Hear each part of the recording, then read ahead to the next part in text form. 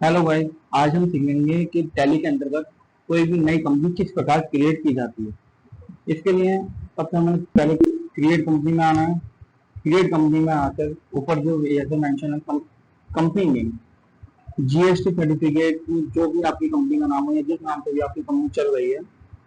Suppose that हमारी company का नाम ARL इंडस्ट्री है, तो हम यहाँ ARL इंडस्ट्री मेंशन कर देंगे। जो उसका एड्रेस हो, सपोज दैट इसका एड्रेस बुद्ध बाजार मुरादाबाद, जो भी एड्रेस है वो यहाँ पे मेंशन कर दिया जाएगा। State Uttar Pradesh, pin code, telephone number हो तो telephone number, mobile number, mail ID etcetera, जो भी चीजें हो आपकी वो यहाँ पर आप मेंशन कर देंगे। फाइनेंशियल ईयर बिगिनिंग फ्रॉम, यदि आप 1/4/2024 के खाते मेंटेन कर रहे हैं यानी 24-25 से, तो यहाँ आप डेट मेंशन करेंगे 1/4/2024।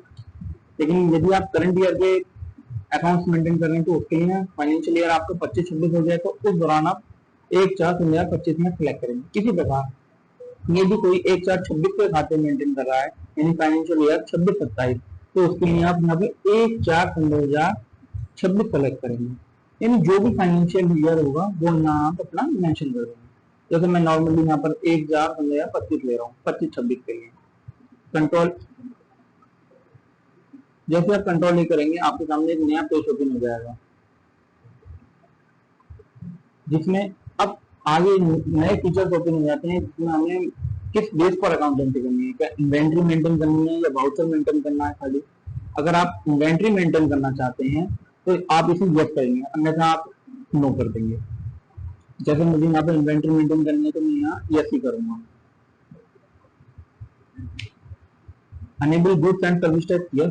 जीएसटी एप्लीकेबल है ये अपने सारे अकाउंट्स में, तो हम इसे यस करेंगे। जब भी आप इसे यस करेंगे आपके सामने एक न्यू पेज ओपन हो जाएगा जहां आपको अपने जीएसटी की सारी डिटेल देनी पड़ेगी कि आप किस राज्य में रजिस्टर्ड हैं। जैसे उत्तर प्रदेश, आप कंपोजिशन स्कीम में है या रेगुलर, रेगुलर नहीं तो रेगुलर सिलेक्ट कर लें, अगर कंपोजिशन में है तो कंपोजिशन।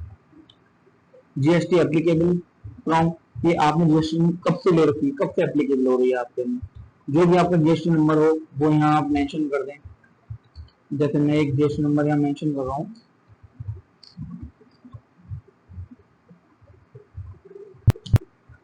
जो भी आपका जीएसटी नंबर जैसे यहाँ पे मैंने नॉर्मली ऐसे ही डाल दिया है, गलत नंबर है, बट आप जो भी अपना सही नंबर डाल लेना। अगर एडिशनल फीचर डिटेल में यदि आपका काम ऐसा है जिसमें जीएसटी एक फिक्स रेट पे यानी 18%, 5%, जहाँ रेट फिक्स है, तो आप यहाँ यस जाएंगे और डिफॉल्ट में जाके जो भी आपका टैक्सेबल पे रेट में मेंशन कर देंगे। यदि आप सिर्फ 18% में डीलिंग करते हैं तो आप यहाँ 18 कर देंगे। यदि 5% के आइटम की डीलिंग करते हैं तो 5%। अन्यथा यदि आप मल्टी टैक्स रेट यानी आप 12% का भी काम करते हैं, 5% का भी, 18 का भी, 28, तो आप यहाँ कुछ मेंशन नहीं करेंगे और यहाँ आके नो कर देंगे, क्योंकि आप ये सेलेक्ट नहीं कर रहे हैं कि आप डिफॉल्ट यूजर। तो हम आगे बढ़ेंगे। यहाँ ईमेल बिल का आपको फीचर दिया है जो ऑलरेडी यहाँ पे टैली वालों ने जो है कुछ कर रखा है कि 50,000 के ऊपर आपका ई बिल एप्लीकेबल है। और यहाँ आपका ई इनवॉइसिंग एप्लीकेबिलिटी में एक अलग इन्होंने न्यू फीचर ओपन कर दिया है। वो इसलिए कि नया नियम आया है कि 5 करोड़ से ऊपर जिनके भी टर्नओवर होगी किसी भी वर्षों में, तो उन्हें ई इनवॉइसिंग करना कंपलसरी है। उसके लिए आपको यहाँ यस करना होगा। और आपकी एप्लीकेबल कब से है, और बिल फ्रॉम यानी आप जैसे मुरादाबाद, हम जैसे मैं नॉर्मली यहाँ मुरादाबाद के बिहार पर क्रिएट करिए तो मैं यहाँ मुरादाबाद सेलेक्ट करूँगा और कंट्रोल भी करके सेव कर। अगर आप टीडीएस का भी आपके यहाँ एप्लीकेबल है तो आप यहाँ टीडीएस यस करेंगे। यहाँ आप अपनी कंपनी का टैन नंबर डालेंगे, जो भी आपका टैन हो। कंपनी टाइप किस प्रकार की है, इंडिविजुअल है या एचओ है या फिर कंपनी है। अगर फर्म है तब भी आप कंपनी में ही रहने देंगे। और डिडक्टर, ब्रांच एंड सर्विसन, इसे आप चूज कर सकते हैं। बस बाकी चीजें आप जो है ऐसी कंट्रोल करके सेव कर सकते हैं। इस प्रकार आपकी एक कंपनी क्रिएट हो गई। बाकी चीजें कि हम इसके अंदर अकाउंटिंग किस प्रकार करेंगे, सेल की एंट्री कैसे करेंगे, परचेज की एंट्री कैसे करेंगे, स्टॉक कैसे मेंटेन करेंगे, रिसीट की एंट्री कैसे करेंगे, पेमेंट की एंट्री कैसे करेंगे, हम धीरे धीरे धीरे करके सब सीखेंगे। Thank you everyone.